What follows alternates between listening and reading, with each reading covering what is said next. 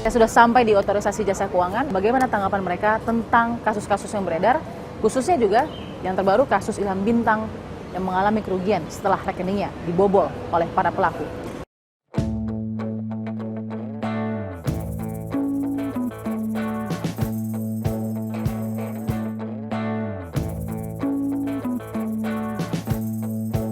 Apa kabar, Pak? Kita sedang ada di Gerai Slick ya? Betul, di Ini Gerai lantai Slick. 2 di kantor OJK ya, Pak? OJK, betul. Apa sih, Pak, ini Gerai Slick, Pak? Oke, jadi Slick itu adalah sistem pelaporan dari bank mengenai setiap pinjaman. Kita maju sedikit, Pak. Ya, kita pinjaman, itu seluruh orang yang memiliki pinjaman itu bisa diakses melalui Slick itu.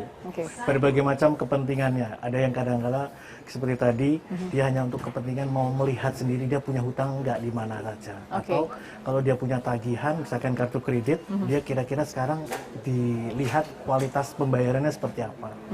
Jadi adalah laporan dari bank yang kemudian setiap bank itu bisa melihat, mengakses laporan Slick itu. Tapi untuk mengakses itu harus ada kepentingannya, harus ada underlyingnya. Underlyingnya apa? Misalkan dia sedang mengajukan kredit ke satu bank, maka dia akan lihat di sistem Slick. Oh, si orang ini punya pinjaman di mana saja, kualitasnya apa saja. Nah, itu kita menggunakan data pokok. Data pokoknya itu adalah nama, tanggal lahir, sama NIK. Si pelaku-pelaku ini, khususnya oknum perbankan yang punya alur itu atau mungkin akses itu, menggunakan BI Checking atau Slick OJK yang memang bisa diakses. Betul. Gimana tuh, Pak, penjelasannya? Kejadian musibah yang menerima Pak Ilham itu adalah karena data tabungan beliau yang dibobol melalui handphone. Di sini nggak ada, jadi kita tidak ada pernah di Slick itu menyampaikan atau mengungkapkan dana simpanan. Karena dana simpanan, dana pihak ketiga itu adalah sifatnya rahasia. Tidak bisa diakses oleh siapapun, even petugas bank. Karena apa? Karena kita masing-masing punya customer identification dan itu beda setiap banknya. Misalkan saya punya di 3 bank akun. Akun saya di bank A, di bank B, bank C pasti berbeda. Itu ada nggak, Pak, mungkin setelah yang terjadi seperti ini ya? Yang safety pertama, atau filter dilakukan? Yang pertama, antisipasi nggak? Tentunya sistem ini sudah diperbaiki sejak sebelumnya. Kemudian yang kedua berarti kita harus ada namanya alerting ketika ada unusual access. Ini kan unusual tadi saya katakan, underlying. Ini dari sisi pihak bank juga kita akan melihat bagaimana pengawasan IT-nya dia. Kalau dalam kasusnya, kembali ke kasusnya Pak Ilham Bintang, menggunakan penggantian SIM. SIM card, ya. SIM card. SIM card inilah yang kemudian menjadi sumber akses kan gitu. Salah satu sumber. Salah satu sumber akses. Sehingga kalau orang sudah punya SIM card, dia kan otomatis harus masuk ke rekening. Ya kan? Untuk bisa akses rekening itu dalam M-banking kita itu ada namanya user ID sama password. Itu berlapis dan itu di bank tuh dienkripsi.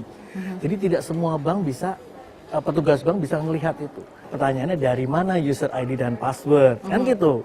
Inilah pihak kepolisian harus mengungkap. Karena kalau misalkan nanti dari data yang nanti kan kita juga pasti akan dimintai keterangan oleh pihak kepolisian. Pak, ada nggak sih Pak catatan di bank tadi permintaan tadi penggantian password sama user ID nggak ada. Pak, ada nggak pernah gagal? Misalkan nggak ada, loh berarti user ID dan passwordnya betul. Misalkan gitu ini saya nggak tahu case-nya seperti apa. Kalau misalkan nggak pernah ada user ID dan password yang gagal atau diminta penggantian, berarti kita harus cari kenapa kok si penjahat itu tahu user ID dan password.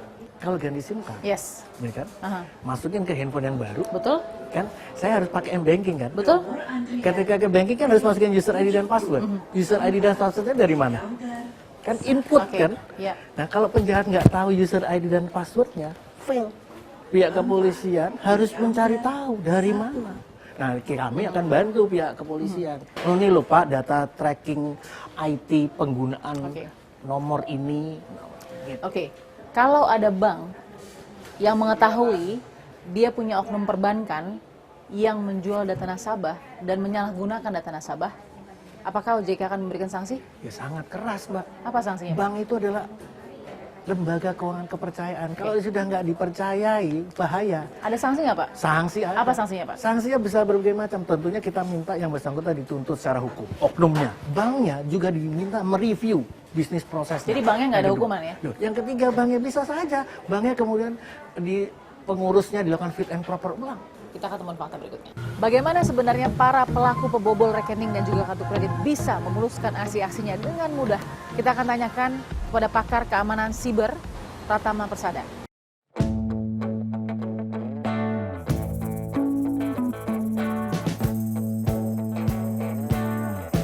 Pertama, terima kasih ya waktunya ya. Ini kita memang harus langsung menanyakan kepada pakarnya. Keamanan siber kita sepertinya saya sudah bisa bilang di ujung tanduk ya. Betul. Melihat menelisik kasus Ilham Bintang, yang langsung soroti adalah apa? Jadi di sini kalau menurut saya bukan hanya pelaku kejahatannya aja yang salah, tetapi banyak institusi di pemerintahan kita yang perlu dibenahi dan perbaiki. Gitu. Yang pertama adalah data.